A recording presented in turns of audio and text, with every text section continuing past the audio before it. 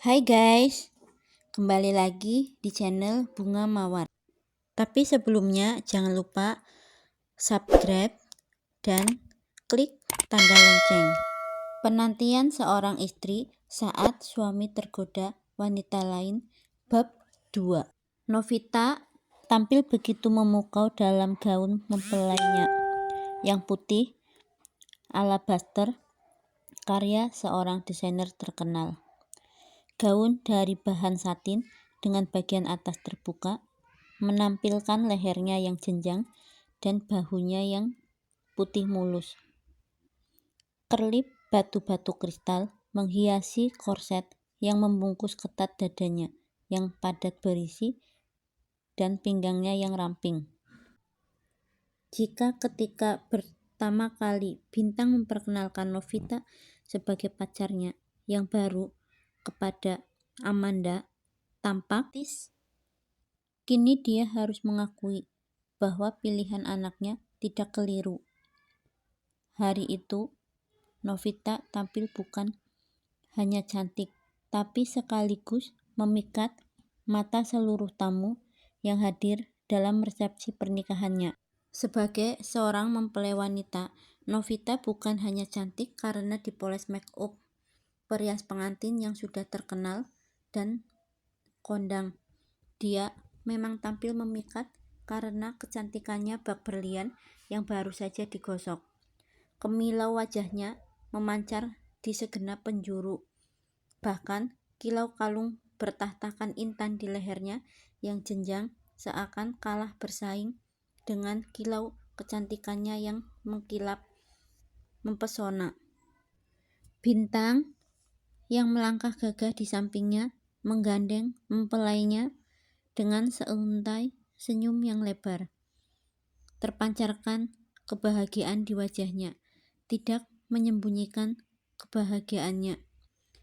Dia laksana seorang atlet yang melangkah penuh percaya diri, bangga karena berhasil meraih piala yang sangat digandrungi oleh pesaingnya. Tapi bagi Amanda, hari itu memiliki pesona lain baginya.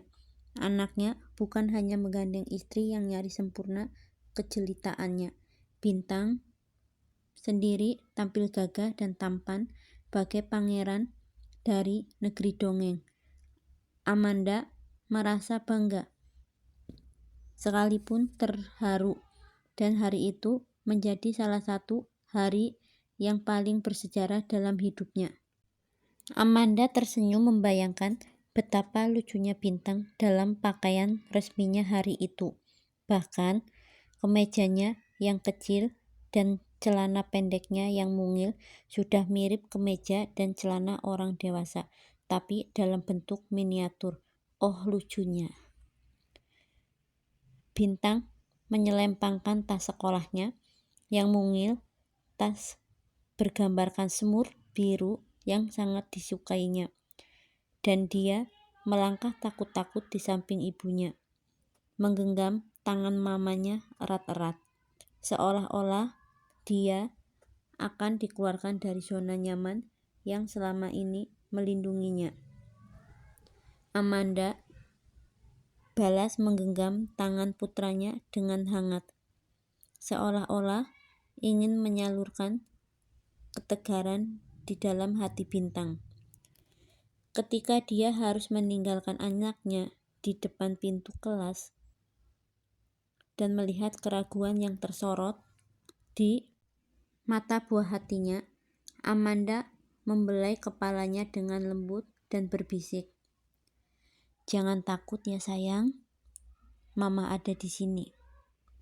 Ketika merasakan ketakutan di benak putranya, tatkala ibu guru menarik tangannya untuk memisahkan mereka, ingin rasanya Amanda membatalkan niatnya untuk menyekolahkan Bintang. Jika itu berarti perpisahan yang ditakuti buah hatinya, untuk apa meninggalkannya di sini? 14 tahun kemudian, peristiwa itu terulang kembali. Amanda dipaksa berpisah dengan buah hatinya.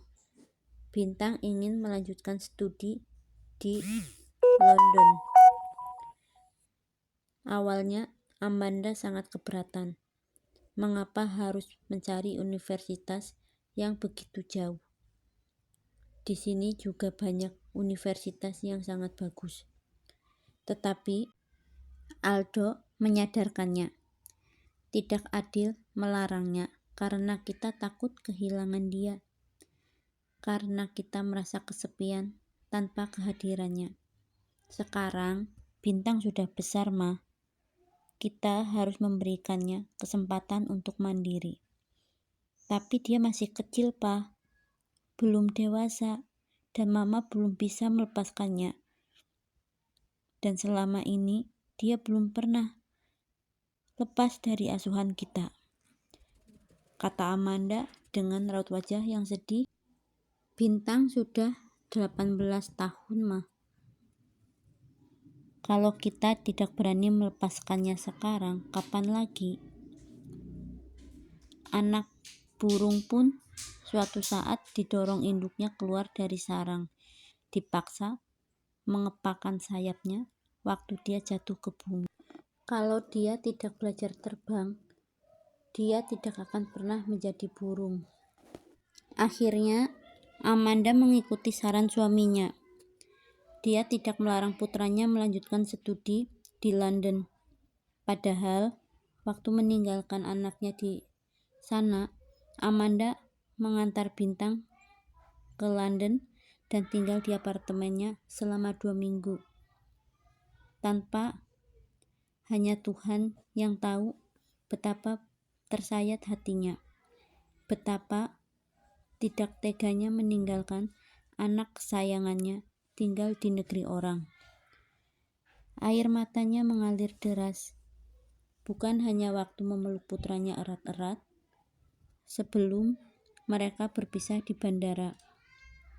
Air matanya seakan tak pernah kering selama penerbangan ke tanah air. Dan ketika sampai di rumah, ketika merasakan betapa kosongnya rumahnya tanpa kehadiran Bintang, Amanda menangis terseduh-seduh, membuat Aldo semakin tidak tega melihatnya. Bukan hanya berada di kamar Bintang saja yang terasa menyedihkan hati. Dimanapun dia berada di rumah itu, Amanda selalu meneteskan air mata. Aroma putranya terasa sampai di setiap sudut rumah. Barang-barangnya pun di rumah itu mengingatkannya pada anaknya. Bukan hanya stiker yang melekat di pintu kamar, bukan poster mobil balap, penyanyi jazz, artis seksi yang melekat di dinding kamarnya saja. Bukan cuma ranselnya, sepeda mungilnya, pianonya, semuanya yang dulu terasa biasa kini terasa menyayat kerinduan di dalam hati Amanda. Suara denting piano Bintang seperti selalu mengikutinya kemanapun dia pergi. Lagu kesayangan Amanda yang dulu begitu digandrunginya, sekarang malah tidak mau didengarnya lagi. Karena itu lagu yang dipersembahkan Bintang waktu Amanda merayakan ulang tahunnya yang ke-45. Waktu itu Bintang berumur 14 tahun. Tetapi permainan pianonya sudah begitu mengagumkan. Dia begitu membuat semua tamu yang hadir di pesta ulang tahun Amanda bertepuk riuh. Saat itu ia bermain dan dengan bangganya Amanda tersenyum sangat bahagia. Kini Amanda malah segan untuk bermain piano. Dia hanya duduk terpekur di depan piano itu, mengusap-usap tututnya sambil membayangkan anaknya sedang duduk di atas sana sambil menarikan jari-jarinya. Bukan itu saja yang membuat matanya kerap berkaca-kaca. Setiap kali menyiapkan sarapan, Amanda meneteskan air mata. Ingat kepada anaknya yang menyantap nasi goreng buatannya sambil menulis SMS. Dulu, Amanda sering mengomel, "Makan sih sambil menulis SMS." Sekarang, Amanda malah merindukan melihat Bintang sedang menyuap nasi sambil mengetik SMS.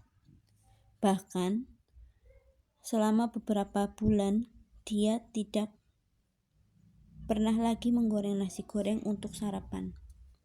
Karena dia sangat merindukan Bintang dan selalu mengingatnya. Amanda sudah malas masak. Meskipun kadang-kadang dia merasa tidak adil terhadap suaminya, Aldo begitu menyukai masakannya. Tapi karena masak selalu mengingatkannya kepada Bintang, Amanda jadi segan untuk masuk ke dapur. Bukan waktu itu, Amanda juga malas melakukan apapun. Bahkan, shopping yang menjadi hobinya juga tidak dapat menghiburnya lagi. Dia lebih banyak mengurung diri di kamar, merenung sambil membolak-balik album foto anaknya waktu kecil. Memang, hari-hari pertama berpisah, Amanda merasa dia hampir gila. Sampai karena cemas, Aldo sudah berpikir apakah salah mengizinkan Bintang pergi. Dia juga mengusulkan untuk memanggil Bintang pulang, tetapi Amanda melarangnya. Dia sadar tidak boleh merintangi masa depan anaknya. Jika masa depan Bintang memerlukan pengorbanannya, Amanda rela berkorban apapun yang tidak mampu dikorbankan seorang ibu demi kebahagiaan anaknya.